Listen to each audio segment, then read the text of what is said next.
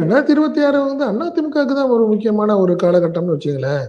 அது நயனாதனுடைய பேச்சு சரிதான். அப்படிதான் நான் ஃபீல் பண்றேன். என்ன காரணம்னா, பிஜேபிய பொறுத்தவரைக்கும் பாராளுமன்ற தேர்தல் தான்.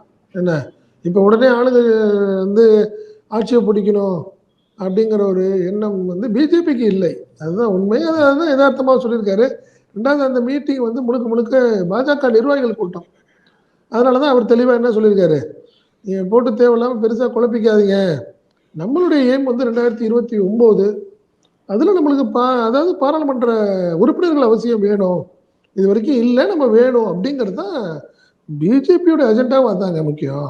நீங்க இவ்வளோ அர்ஜென்ட்டா பிஜேபி அதிமுக கட்டாயப்படுத்தி கொண்டு போனதுக்கு ஒரே ஒரு காரணம் 2026 கிடையாது. 2029 ஓ! ஒருவேளை 2026 தேர்தல்ல விஜயோடையோ இல்ல ஒரு கூட்டணி அமைச்சு வேற மாரி ஆயிடும். ஸோ கேப் விடக்கூடாதுங்கிறதுல தெளிவா பிஜேபி ஒரு தெளிவான முடிவு எடுத்திருந்தது. அமித்ஷா ஒரு அருமையான ஒரு முடிவு தான் அது. அதுல என்ன காரணம்னா, அவங்களுடைய சுயலாபம்.